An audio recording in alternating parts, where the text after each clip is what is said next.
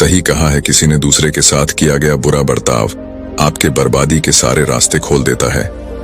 अगर आप किसी के साथ गलत करते हो तो आपके साथ भी जरूर गलत होगा। उस वक्त शायद ये बात आपको समझ में ना आए, लेकिन देर से ही सही आपके कर्मों की सजा आपको जरूर मिलती है। आप इससे कभी बच नहीं सकते। जो आपने किया है उसका अंजाम आपको हर हाल में भोगना ही पड़ेगा। अगर आप किसी का दिल दुखाते हो या अगर आप किसी के साथ बुरा करते हो तो देर से ही सही, लेकिन कभी ना कभी आपको आपके कर्मों का फल भोगना पड़ेगा।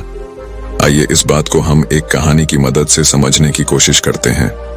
गौतम बुद्ध हर दिन की तरह उस दिन भी सभा कर रहे थे। तब तक एक ने उनसे पूछा कि गौतम बुद्ध, कर्मों का फल कैसा मिलता है? कृपया इस बारे में आप मुझे समझाएं।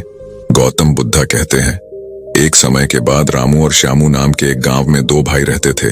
श्यामू अक्सर रामू को देखकर जलता था, क्योंकि रामू स्वभाव से बहुत अच्छा था, लेकिन श्यामू का स्वभाव ऐसा नहीं था। उसके दिल में दूसरों के लिए कोई दया नहीं था। वो हमेशा दूसरों का अनादर करता और उन्हें नुकसान पहुंचाता रहता था। धीरे धीरे काफी वक्त गुजर गया। रामू श्यामू के माता पिता अब इस दुनिया में नहीं रहे। रामू ने खूब अच्छे से उनका अंतिम संस्कार किया और गांव वालों को भोजन के लिए आमंत्रित किया और ब्राह्मणों को दान दक्षिणा देकर उनको विदा दिया। वो हर साल माँ बाप की बरसी के लिए राम हर साल पंडितों को दान देता और भोजन कराता, लेकिन श्याम को यह बात पसंद नहीं। वह उसे अभी भी देखकर जलता। अगले साल रामू ने राजा को बुलाया और राजा के सामने पूरे गांव को खाना खिलाया और दान दिया ताकि उसे माँ बाप स्वर्ग में खुश रह सके। ये सब देखकर राजा श्याम से बोलते हैं, श्यामू, तुम्हारा भाई तुम्हारे माँ बाप के लिए इतना कुछ करता है, तुम ये सब क्यों नहीं करते? क्या तुम्हें समझ नहीं है कि तुम भी अपने माँ बाप के लिए कुछ ऐसा ही करो? श्याम में कुछ नहीं बोला और वहां से चला जाता है। वो इस बात को लेकर गुस्सा होता है कि आज रामू की वजह से उसकी राजा ने बेइज्जती कर दी। वो अपने अपमान का बदला लेने के बारे में सोचता है और अगले दिन एक ढोंग करना शुरू करता है। नगर के सामने जोर जोर से चीखने लगता है, मेरे माँ बाप मेरे सपने में आए थे, वो स्वर्ग में खुश नहीं हैं। वो चाहते हैं कि कोई उन्हें वहां जाके खाना बना के खिलाए, वो तभी खुश रहेंगे। उन्होंने मुझे सपने में कहा था जो रामू को मेरे पास भेज दो, वो उनकी बहुत सेवा करता है, वो इसके साथ बहुत खुश रहेंगे। राजा कहते हैं, ये तो अच्छी बात है, लेकिन इसके लिए तो रामू को मरना पड़ेगा। रामू को सब समझ आता है ये सब कहीं ना कहीं उसको फंसाने की चाल है, लेकिन वो कहता है, चलो इसी बहाने मैं जरूर सेवा करके दिखाऊंगा। रामू मरने को तैयार हो जाता है। वो राजा से कहता है, राजा आप अगले दिन नदी किनारे एक नाव का बंदोबस्त कराए। मैं नाव से कूदकर नदी में अपनी जान दे दूंगा और फिर मैं स्वर्ग में जाके माँ बाप की सेवा करूंगा। राजा कहते हैं, ठीक है। अगले दिन ये सारे बंदोबस्त कर दिए जाएंगे। रामू नदी से कूद जाता है और सारे गांव में सबको पता लग जाता है कि अब राम इस दुनिया में नहीं रहा। अब वो भी माँ बाप की सेवा करने के लिए स्वर्ग चला गया। श्यामा बहुत खुश था कि उसका इकलौता भाई दुनिया में नहीं रहा। जो भी राजपाट और जमीन है, अब वो सब उसका मालिक बनेगा। धीरे धीरे काफी दिन गुजर चले। एक दिन अचानक से राजा के दरबार के बाहर रामू बैठा होता है और जोर जोर से रो रहा होता है। राजा के सिपाही दरबार में ले जाते हैं और बोलते हैं, ये चमत्कार कैसे हुआ? तुम जिंदा कैसे हो? ये सब क्या बला है?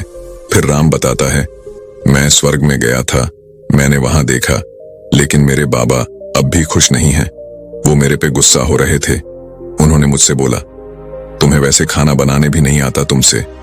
अच्छा तो श्याम है, वो अच्छा खाना बनता है, इसलिए तुम जाओ और तुम उसे भेज दो।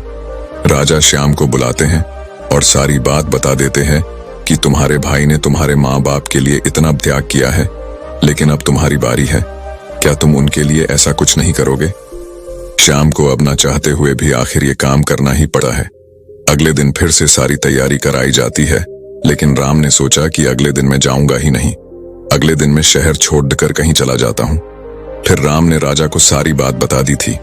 दरअसल वो जिंदा कैसे बचा, उसने पहले ही मछुआरे से अपनी बात कह रही थी कि वो उसकी जान बचाएगा।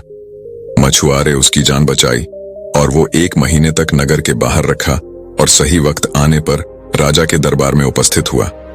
वो वैसा सिर्फ उसको सबक सिखाने के लिए करना चाहता था। राजा बोले, चलो अच्छी बात है, लेकिन उधर श्यामनगर छोड़ने का प्लान बना चुका था कि अगली सुबह वो वहां नहीं जाएगा। वो रात के अंधेरे में घर छोड़कर भाग लेता है। सिपाही उसे देख लेते हैं और उसे रोकते हैं।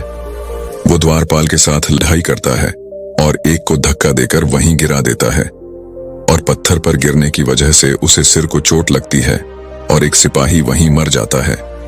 आखिरकार ये सारी बात राजा को पता लग जाती है। राजा उसे माफ करने वाले थे, लेकिन वो अब और गुस्सा हो जाते हैं। फिर अगली सुबह उसे नाव से वैसे धक्का दे दिया जाता है और वो उस नदी में डूब जाता है। अब उसे अपनी गलती का बहुत अफसोस होता है कि यह सब उसने ये क्या किया। जिंदगी की आखिरी मौके पर भी वह दूसरों का बुरा ही करना चाहा और आखिर में उसे भी अपने जान से हाथ धोने पड़े। तब गौतम बुद्ध समझाते हैं, कर्मों का फल ऐसा ही होता है। बुरे इंसान को आखिरी वक्त तक सही और गलत की पहचान नहीं होता। जिंदगी ऐसी ही नहीं चलती, जिंदगी समझने की चीज है। उसने महात्मा से पूछा, कर्म कैसे बनते हैं? फिर महात्मा ने बोला, अच्छे कर्म के बनने से पहले हमें इस पर ध्यान देने की जरूरत है कि आखिर अच्छे कर्मों बनने का सबसे पहला पड़ाव क्या है।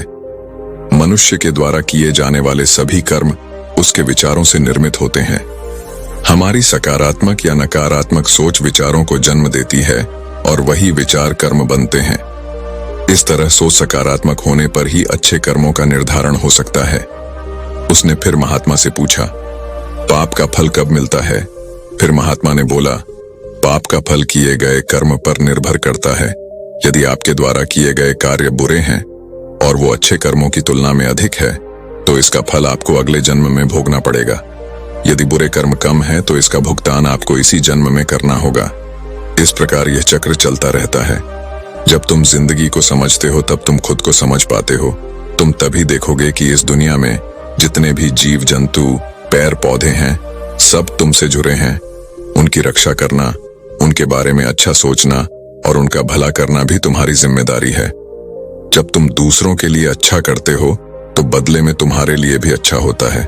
लेकिन जब तुम किसी दूसरे का बुरा करते हो और तुम्हें लगता है कि तुम्हारे साथ बुरा नहीं होगा, और हो सकता है कि शायद उस वक्त तुम्हारे साथ बुरा ना भी हो, लेकिन ऐसा कुछ नहीं, कभी ना कभी तुमको उसका हर्जाना भुगतना ही पड़ता है।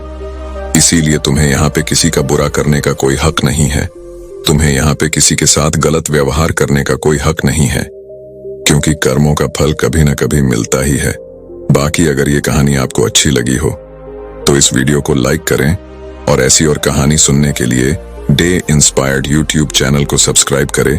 तब तक मिलते हैं हम आपसे ऐसी ही एक और प्रेरणादायक कहानी के साथ अगले दिन। धन्यवाद।